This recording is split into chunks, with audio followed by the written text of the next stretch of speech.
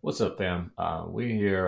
We're going to continue a little conversation about the forum that I just spoke about in my previous video.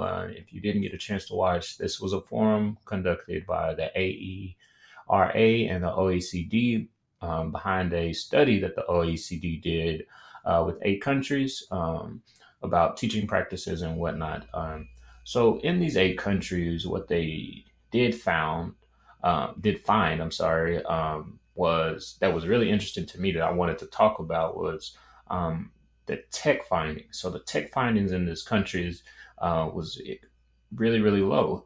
So as far as the technology use in the classroom, so a lot of folks were kind of shocked at this to see that here in I think this was done 2 years ago, so maybe between the years of like 2017, 2018, that the use of technology in the classroom was really, really, really low, and then it wasn't very, very, I guess, in a way, meaningful. A lot of the use, if you look at the data, it's more so communication, that kind of thing, chatting, emails, that kind of thing. There wasn't a lot of um, rich activity design revolving the use of technology in the classroom. Some people spoke to this maybe being the fact that it was a math class, and that is not always kind of used in that kind of sense, and maybe it's used in other contexts and whatnot. So we could kind of go back and forth, and kind of what were the reasonings behind all of that. But the bigger issue for me was that we were here in 2017, 2018, and the technology use was not where a lot of us thought it would be. So, with that being said, I think the implications now is that if we do this study again here currently, in in the situation that we're in, especially with the pandemic, that those numbers would have increased dramatically, because not only because people are quote unquote willing and wanting to, but now we're kind of being forced to kind of implement the uses of technology, whether it be Zoom or video conferences or interactive documents or infographics or whatnot. We are now called to a space of creating media or creating different platforms for our learners to still be fully engaged in the content. So, with that being said, I think that this is very, very good space for the universities and just for other academics to start diving into what this technology is going to do and what are the implications and that kind of thing. How is this going to affect us in the future? And then maybe even looking at, okay, the prior preparation in a sense of, are these students prepared for this, this all of a sudden shift and change? Were they prepared for it? And what we'll be able to see here in a few years, what regions were prepared, what regions were not, what demographics were, where demographics were not. So, and then where are those disparities? And then also dive into why are those disparities there? And trying to figure out, how we can kind of combat those. There was always a talk of the digital divide, but now I believe there's new conversation about the new digital divide. There is no longer really digital divide as far as access.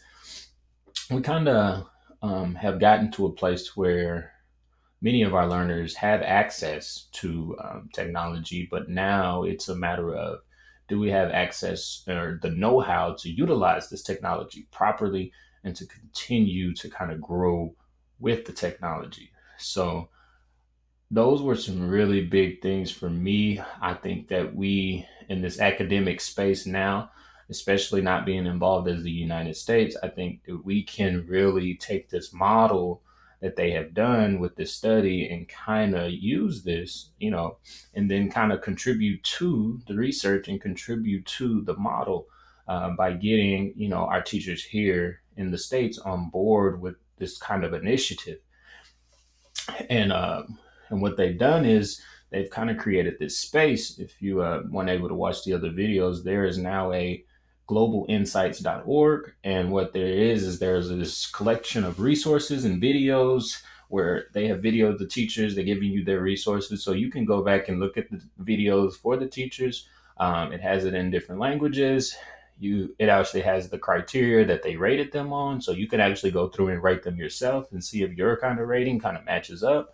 So there's a lot of different things that you can do. You can do these exercises with teachers, having them go through the lessons, seeing what they see, and that kind of thing. So there's a lot of powerful things that you can do. And then now, like I said, we need to do this within the United States and do this within our own country too, so we can then contribute to the OECD's data and say that, okay, this is what we found in the United States, so let's do some comparative and what's going on, because we know that teaching culture and just culture in general is not the same, but we also know that content in various topics is the same. So we do need to kind of analyze and see, okay, how are we all looking at these same subjects? And yeah, that's just a really really good space, I think, for us to be in right now, is to be reflective and to really be in a growth mindset on how we can develop this thing, especially as technologists and educators and the folks who are really going to push this thing forward.